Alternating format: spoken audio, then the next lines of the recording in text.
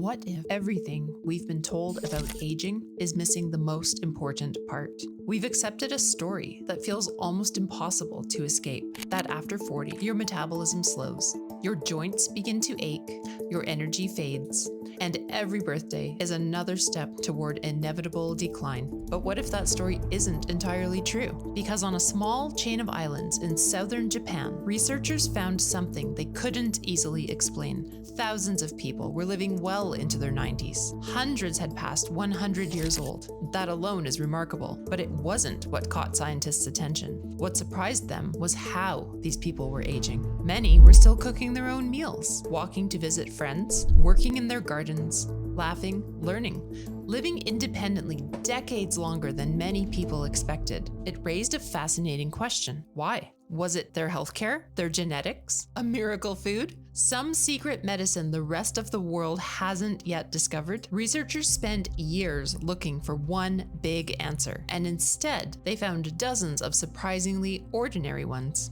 And that's what makes this story so powerful, because almost none of them require more money, better genes, or moving halfway around the world. They are simple habits, repeated consistently over an entire lifetime. Today, we're going to uncover the 4 biggest clues Japan's oldest doctors believe contribute to exceptional longevity. But here's what's fascinating. The final clue has almost nothing to do with food or exercise, and many experts believe it may be the most important of them all. The first clue seems almost too simple. In fact, many researchers initially dismissed it until they realized this one small habit quietly influences almost every meal these people eat. If you sit down to eat with many families in Okinawa, sooner or later you'll hear 3 words: hara, hachi, bu. It's an old Confucian saying that reminds people to stop eating when they're about 80% full. Not hungry, not stuffed, just comfortably satisfied. At first glance, it doesn't sound revolutionary. After all, what's 20%? But think about it. Imagine making one tiny decision 3 times a day, every day, for 50 years. Researchers believe those small choices add up. Eating less may help reduce excess calorie intake, improve insulin sensitivity, and reduce chronic inflammation, one of the biological processes associated with many age-related diseases. Notice something important. Nobody is counting calories. Nobody is obsessing over macros. Nobody is eliminating entire food groups. Instead, they're paying attention to something we've almost forgotten: their own bodies. They eat slowly. They enjoy the meal. They stop before discomfort begins. It's less about restriction and more about awareness. And here's where the story gets interesting. Scientists originally assumed eating less was the secret, but the longer they studied these communities, the more they realized it wasn't simply about eating less. It was about creating space. Space for digestion, space for movement, space for a lifestyle that didn't revolve around constant consumption. And that's when researchers noticed something even more surprising. The healthiest older adults weren't spending hours in the gym. In fact, many of them had never exercised the way we think of exercise today, yet they remained incredibly mobile, which raises another question. If they weren't working out, why were they still so physically capable well into their 80s and 90s? The answer completely changed how many researchers think about movement. The answer wasn't exercise, it was something far more ordinary. When researchers followed some of Japan's healthiest older adults through an average day, they noticed something almost invisible. These people were almost never completely still for very long. They weren't spending an hour in the gym each morning, they weren't training for marathons, and they certainly weren't chasing fitness trends. Instead, they simply kept moving. A walk to the market, working in the garden, hanging laundry, preparing meals, visiting neighbors, standing up, sitting down, squatting, reaching, carrying. Hundreds of small movements woven naturally into everyday life. To them, movement wasn't something you scheduled. It was simply how you lived. Contrast that with how many of us live today. We drive to work, sit at a desk, drive home, relax on the couch. Even if we manage to squeeze in a 45-minute workout, we might still spend 10 or 11 hours sitting. Researchers now call this the active couch potato phenomenon. Someone who exercises but is otherwise sedentary for most of the day, it turns out those two things aren't the same. Our bodies weren't designed for one burst of movement followed by hours of stillness. They were designed to move, and to move often. This idea has become so important that scientists have a name for it. NEAT. It stands for Non-Exercise Activity Thermogenesis. It's simply the energy your body burns doing everything that isn't formal exercise. Walking to another room, taking the stairs, standing while talking on the phone, carrying groceries, cleaning the kitchen, playing with your grandchildren. Individually, none of these seem significant, but together, they may account for hundreds of calories burned each day while helping maintain muscle, mobility, balance, and cardiovascular health. It's one of those rare cases where the little things really are the big things. One Japanese physician remarked that many of his oldest patients never considered themselves athletic. They simply never stopped participating in life. That's a very different mindset. The goal isn't to exercise for 1 hour. The goal is to make movement impossible to avoid. Imagine replacing just a few habits: walking to the mailbox instead of driving, standing during phone calls, parking a little further away, taking the stairs one extra time.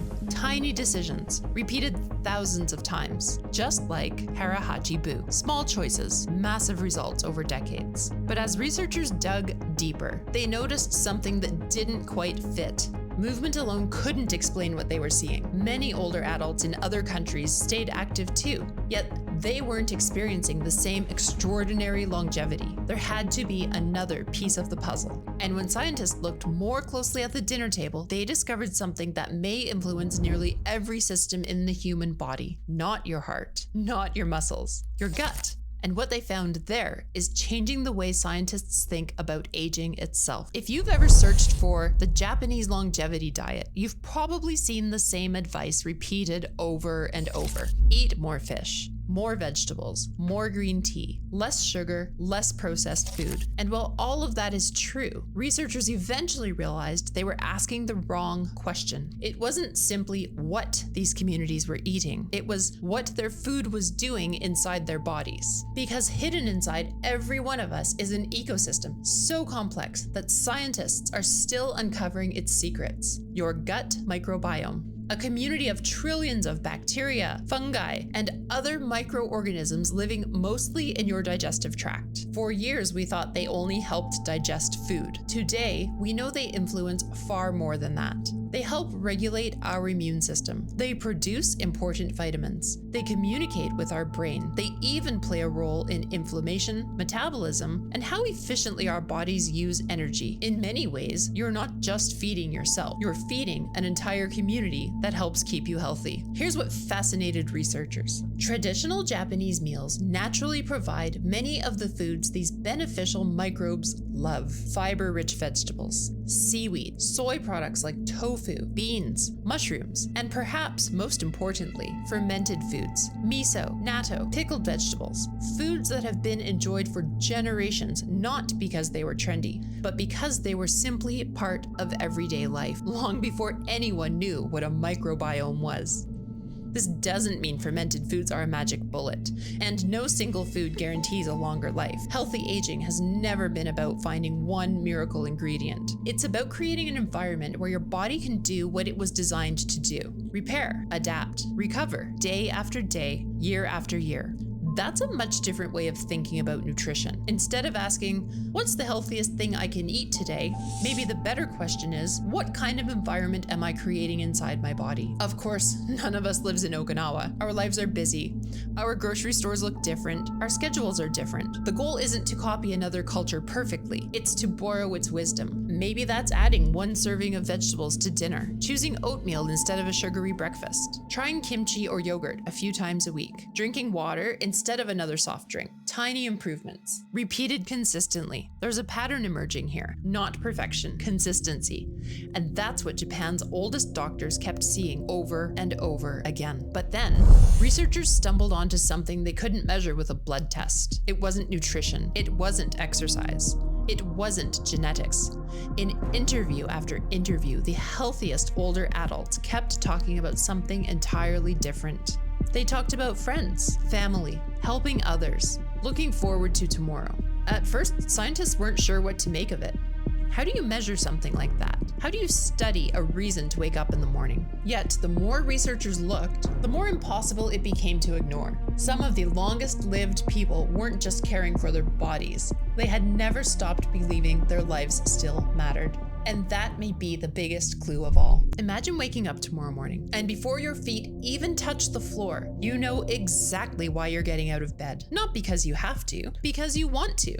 Researchers heard this feeling described again and again while interviewing Japan's oldest adults. Some looked after grandchildren, some tended gardens, some volunteered in their communities.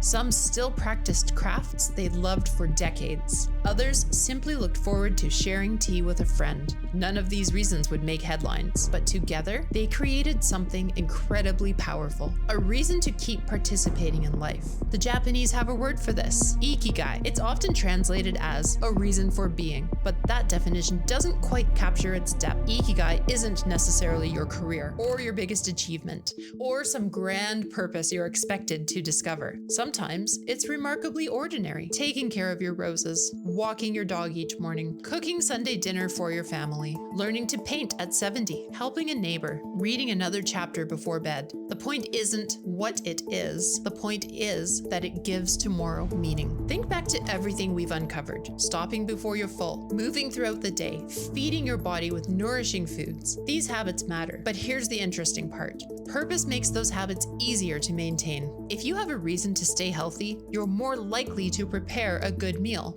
to take a walk, to take care of yourself. Purpose isn't separate from health. It helps sustain it. And that may explain why researchers kept hearing about it, even when they weren't asking. There was one more pattern that quietly appeared in study after study. Connection. Many of Japan's longest-lived adults weren't trying to age alone. They belonged to families, to neighborhoods, to volunteer groups, to lifelong friendships. In Okinawa, there's a tradition called a moai. It's a small social group that supports one another through life. People celebrate each other, share meals, offer encouragement during difficult times, and simply show up for one another. Modern research increasingly supports what these communities have practiced for generations. Strong social connections are associated with better physical health, improved mental well-being, and even longer life. We often think longevity is built in the kitchen or the gym, but some of it is built around the table with people who know your name. So, what did Japan's oldest doctors actually teach us? Not that there's one secret. There isn't. Longevity isn't a hack. It's not hidden inside one supplement, one diet, or one exercise program. It's the quiet accumulation of ordinary choices made consistently over decades. A little less food, a little more movement,